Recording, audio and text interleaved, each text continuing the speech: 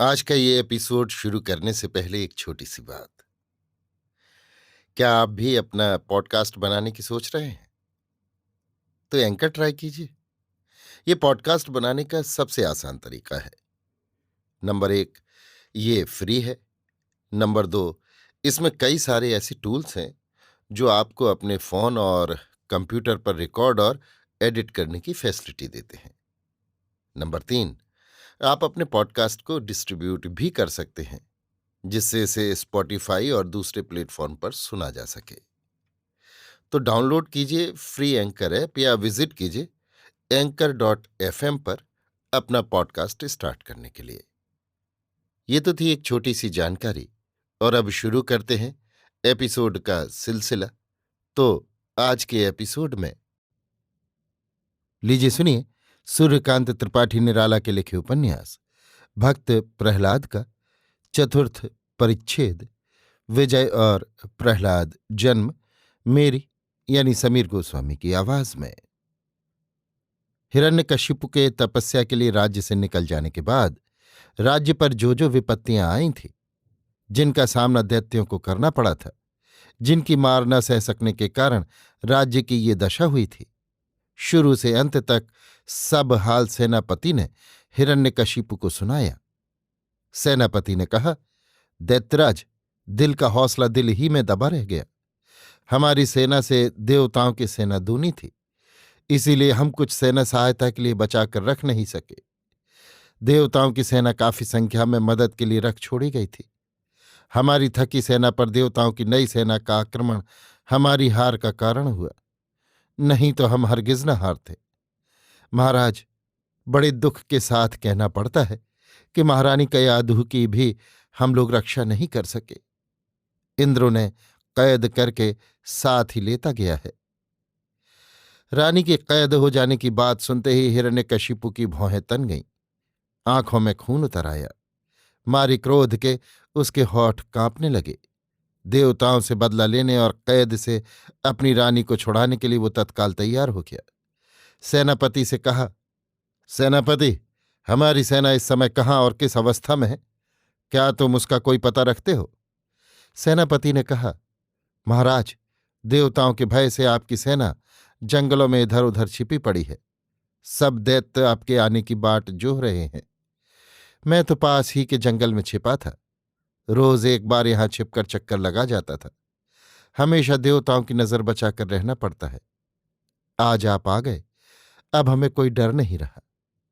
मैं अभी दैत्यों को खबर पहुंचाता हूं, आप यहीं रहिए। हाँ, आपके भोजन का पहले कोई प्रबंध कर दूं। दैत्यराज, एक बात आपसे जानने की बड़ी लालसा हो रही है। तपस्या का फल क्या हुआ? हिरण्यकशिपु ने कहा, सेनापति, मेरा मनोरथ सफल हुआ। तीनों लोक में मुझे परास्त करने वाला, परास्त तो क्या, मेरे सामने जरा देर ठहरने वाला अब कोई नहीं रहा। ब्रह्मा के वर से मैं अमर हो गया हूं। अमर भी मेरा मुकाबला नहीं कर सकता। हिरण्यकशिपु की बात सुनकर सेनापति का सीना गर्व से तन गया। देवताओं को मारने की आशा दृढ़ हो गई। प्रसन्नता से सेनापति बाहर गांव की ओर निकल चला। यहां किसी के यहां से काफी तादाद में मद्य और मांस ले आया। हिरण्यकशिपु के सामने भोजन परोसकर शराब का प्याला वहीं रखकर सेना संग्रह के लिए फिर बाहर निकल गया। हिरण्यकशिपु को बहुत दिनों बाद शराब मिली थी। उसने उठकर शराब पी ली और वहीं एक ओर पड़कर आराम करने लगा। इधर सेनापति जंगलों और खोहों में जहां जहां उसे भगे हुए दैत्यों का पता मालूम था, सबको हिरण्यकशिपु के आने का हाल सुनाता गया। उसके वर का समाचार भी उसने दैत्यों को उत्साह भरने की लालसा से कह दिया। बात की बात में खबर चारों ओर फैल गई। फिर क्या था, चारों ओर से दैत्यराज हिरण्यकशिपु की जय, यही आवाज गूंजने लगी। देखते ही देखते दैत्यपुरी के टूटे हुए फाटक के भीतर दैत्यों की सेना का सागर उमड़ चला। शोरगुल सुनकर हिरण्यकशिपु महल के नीचे उतर आया। उसके चेहरे पर उस समय अलौकिक आभा छा गई थी। रह रहकर उसे अपने पूर्व गौरव की बातें याद आती थीं। जिस अजय वाहिनी के बल से एक दिन वो ससागरा पृथ्वी का एक छत्र सम्राट हो सका था, उसकी ओर वो न जाने किस भाव से ताकने लगा। न जाने कितनी दूर उसकी वे सब बातें उसे छोड़कर चली गई थीं। मानो वो समुद्र के इस पार खड़ा हुआ उस पार की याद कर रहा है। बीच में अगणित तरंगें करोड़ों बाधाओं को उठा ढा रही थी। इतना बड़ा परिवर्तन हो गया था। अब वो और उसकी वही विजयी सेना मौजूद है। हिरण्यकशिपु भाग्य ललाट के लेख को न मानता था। उसका ध्यान सिर्फ एक बात पर जमता था, अध्यवसाय बल पर। इसी से वो समझता था कि मैं इतना बड़ा त्रिभुवन विजयी वीर हो सका हूं। आज अपने दुर्दैव विनष्ट दैत्यों के बीच में पहला उत्साह उसने अध्यवसाय बल के उच्चारण से प्रकट किया। उसने अपने तमाम वीरों को संबोधन करके कहा, वीर दैत्य सरदारों, मेरे चले जाने पर दैत्यपुरी की क्या दशा हुई तुम लोग अपनी आंखों से देख रहे हो। परंतु मुझे इसका बिल्कुल गम नहीं है। मैं जानता हूं तुम्हारे अध्यवसायिक बल से ही यहां की श्री वृद्धि हुई थी और उसकी रक्षा के न हो सकने का कारण भी तुम ही लोग हो। मैं समझता हूं अगर तुम लोग चाहोगे तो फिर इसकी वही दशा हो जाएगी। मेहनत से संसार में सब कुछ हो सकता है। मुझे राज्य के नष्ट हो जाने का बिल्कुल दुख नहीं है। अगर मुझे दुख है तो वो दैत्यों के अपमान का है। वीरों, देवताओं ने हमारा बहुत बड़ा अपमान किया है। हमें चाहिए कि हम लोग ब्याज समेत इस अपमान का बदला चुकाएं। अगर हम ऐसा न कर सके तो कभी भी मुंह दिखाने लायक न रहेंगे। दैत्यों के उस महासमुद्र से क्षुब्ध तरंग की भांति ये स्वर एक छोर से दूसरे छोर तक बह गया कि अवश्य बदला लेंगे महाराज, नहीं तो हमारे दैत्य नाम को धिक्कार है। अपने वीरों का उत्साह देखकर हिरण्यकशिपु का दिल दूना हो गया। उसने सेनापति को सैन्य संगठित करने की आज्ञा दी। खुद तैयार होने लगा। चौगने उत्साह से इस बार दैत्यों की सेना सज्जित होने लगी। बड़ी बड़ी आशाएं उसने हृदय में भर रखी थीं। जिस दिन उनकी पराजय हुई थी उस दिन से आज तक बदले की कितनी ही लालसाएं उनके हृदय में पल्लवित हो होकर मुरझा गई थीं।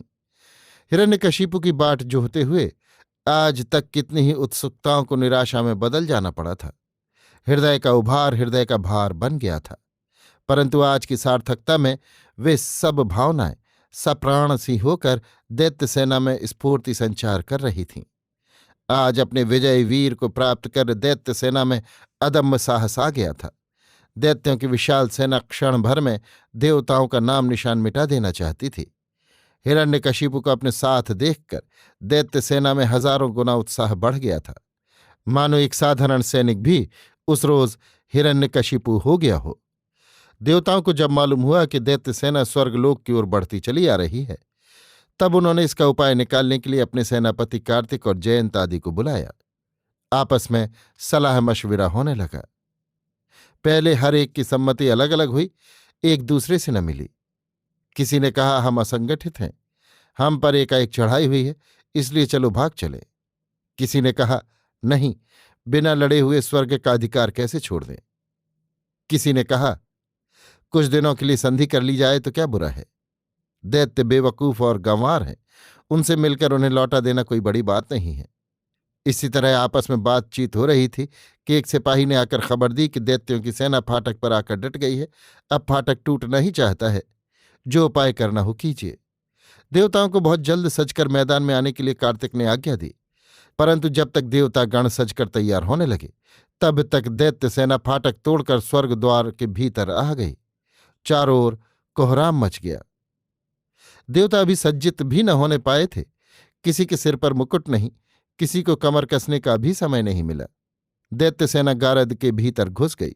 देवताओं को भागने में भी विपत्ति पड़ी। बात की बात में सब पराजित हो गए। चारों ओर हिरण्यकशिपु का अधिकार हो गया। नंदन कानन, अप्सरा कुंज, इंद्रासन, स्वर्गराज सब हिरण्यकशिपु का हो गया। देवताओं की अमलदारी स्वर्ग से उठ गई। बेचारों ने भागकर जंगलों में आश्रय लिया। अब स्वर्ग राज्य में दैत्यराज हिरण्यकशिपु की विजय पताका शीतल मंद समीर में लहराने लगी। परंतु हिरण्यकशिपु के हृदय में विष्णु वैर की जो प्रचंड आग जल रही थी, इस विजय से वो कुछ भी धीमी नहीं पड़ी, बल्कि ये विजय उस आग के लिए घृताहुति का काम कर गई।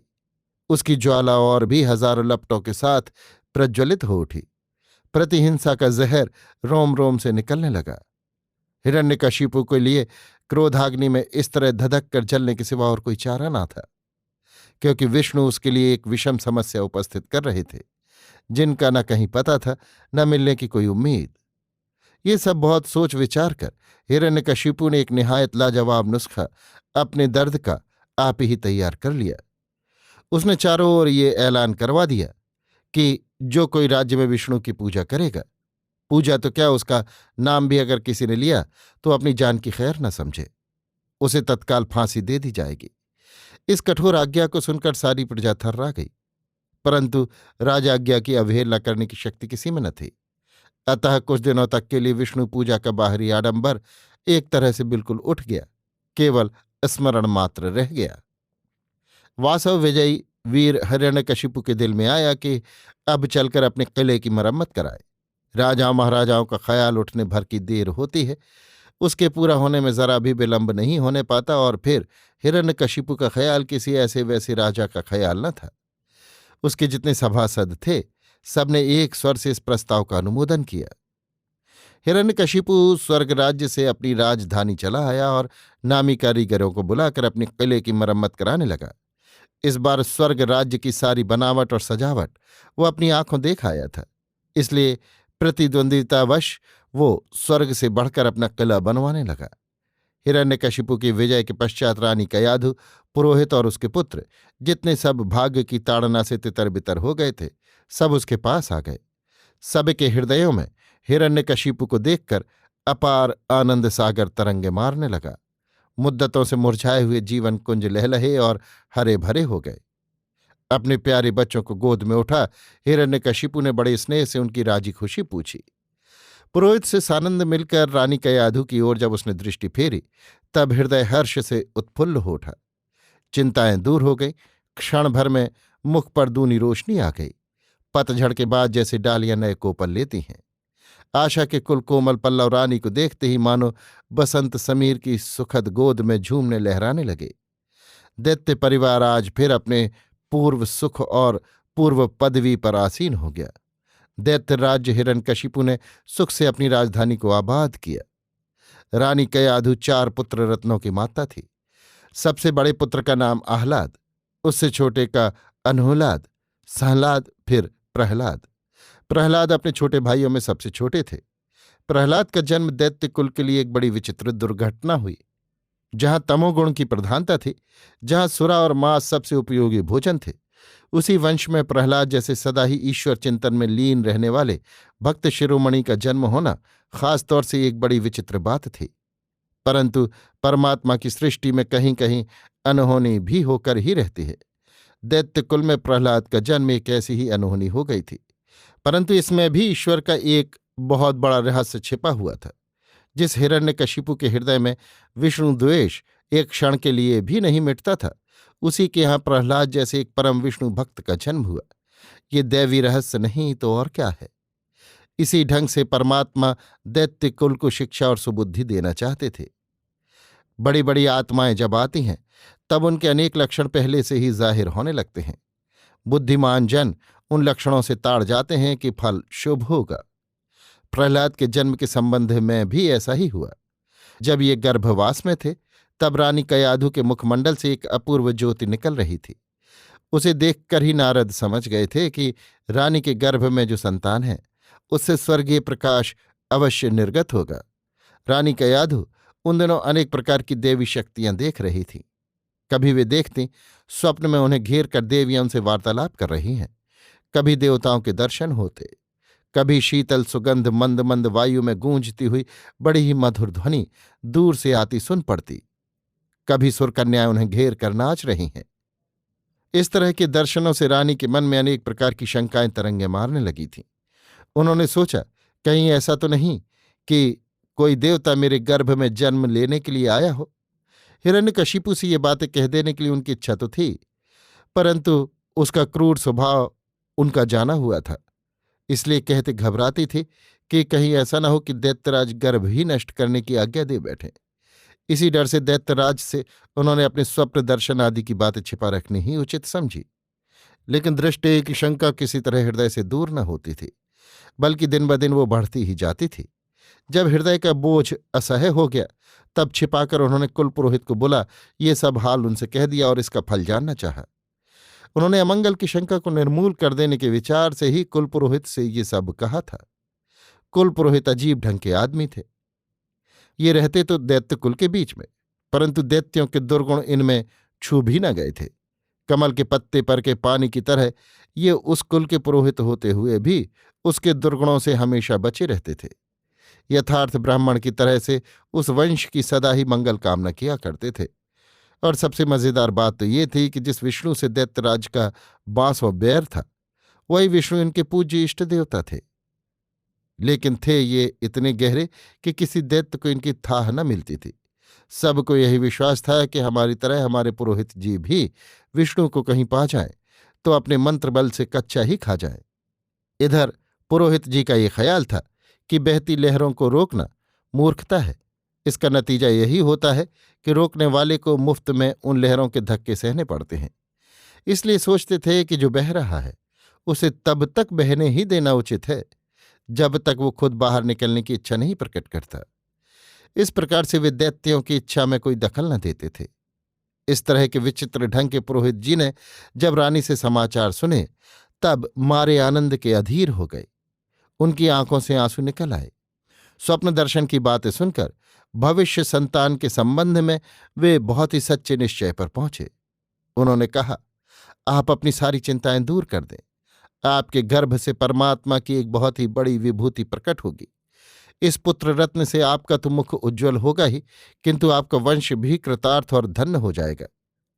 लेकिन ये बातें आप किसी दूसरे से मत कहें। मैं बार बार आपसे अनुरोध करता हूं।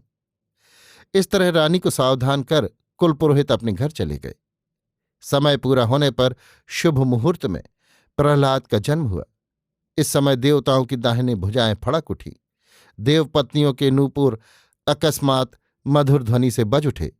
देवताओं के यहाँ सब प्रकार के शकुन एक साथ दीख पड़े। आसमान बादलों से साफ हो गया। नंदनवन में देवताओं के फिर से आने की सूचना सी होने लगी। देववंश के बच्चे बच्चे के मुख पर एकाएक प्रसन्नता आ बिराजी। सब एक प्रकार का अव्यक्त आनंद अनुभव करने लगे। दैत्यराज हिरण्यकशिपु यों तो सभी बच्चों को प्यार करते थे, पर प्रहलाद में न जाने क्या एक विचित्र मोहनी शक्ति थी। ये बालक इन्हें बहुत ही प्यारा था। इनमें एक ऐसी आकर्षण शक्ति थी कि इसके पिता माता ही नहीं, जो कोई देखता वही अपना सर्वस्व निछावर कर देता था। एक क्षण के लिए भी बच्चे पर से नजर हटाने की इच्छा न होती थी। सुंदर मुखड़ा, प्यार भरा, गुलाब के दलों को मात करने वाले कोमल गाल, भोलेपन की हद कर दिखाने वाली भौहें, सुंदर गोरा रंग, काले काले लच्छेदार घुंघराले बाल, हर वक्त होठों पर लगी हुई मंद मुस्कुराहट, बच्चे की कोमल बाहों को सस्नेह भरकर हर एक मनुष्य से छाती से लगा लेता था। रानी कयाधु तो इसे देखकर मारे आनंद के सब कुछ भूल ही रहती थी। प्रहलाद में चंचलता छू तक न गई थी। दूसरे बालकों की तरह वे खेल कूद में समय न खोते थे। उनकी शिष्टता और स्थिरता बचपन से ही उनकी आकृति और चाल ढाल से प्रकट होती थी। वे बड़े एकांत प्रिय थे। दूसरे बच्चों की तरह लड़कों से मिलकर खेलना कूदना इन्हें बिल्कुल पसंद न था। ये एकांत में बैठते, जो कुछ देखते उसी में मुग्ध और तन्मय हो जाते थे। किसने उनको बनाया? वो इतना सुंदर क्यों हुआ? इस तरह के प्रश्न उसी समय से उनके मन में उठने लगे थे। इस विचित्र सृष्टि का कर्ता कौन है? वो कैसा है? ये जिज्ञासा उस छोटी अवस्था में ही उनके हृदय में बस गई थी। ये जिज्ञासा दिन पर दिन बढ़ती ही गई। अंत में ये मन को विकल करने लगी। मन की इसी अवस्था में शास्त्र कहते हैं कि गुरु के दर्शन होते हैं। प्रहलाद को भी गुरु के दर्शन हुए। एक दिन उसी रास्ते से नारद चले जा रहे थे। प्रहलाद विकल नेत्रों से विधाता की रचना देख रहे थे। नारद ने इन्हें देखकर समझ लिया कि बालक अधिकारी है। प्रहलाद ने भी नारद को देखकर उनसे प्रश्न का उत्तर समझना उचित समझा। प्रहलाद को विश्वास हो गया कि इस महात्मा से मेरे प्रश्न का उचित उत्तर मिल जाएगा।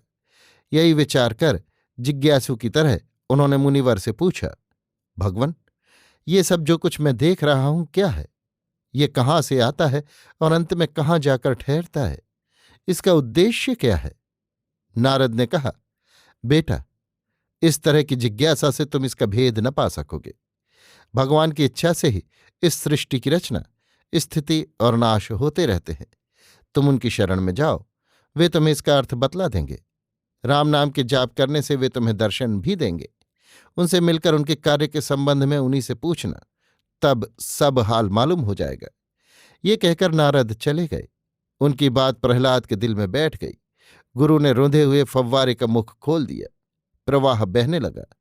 भक्ति के वेग में प्रहलाद ने अपने शरीर और मन को समर्पण कर दिया।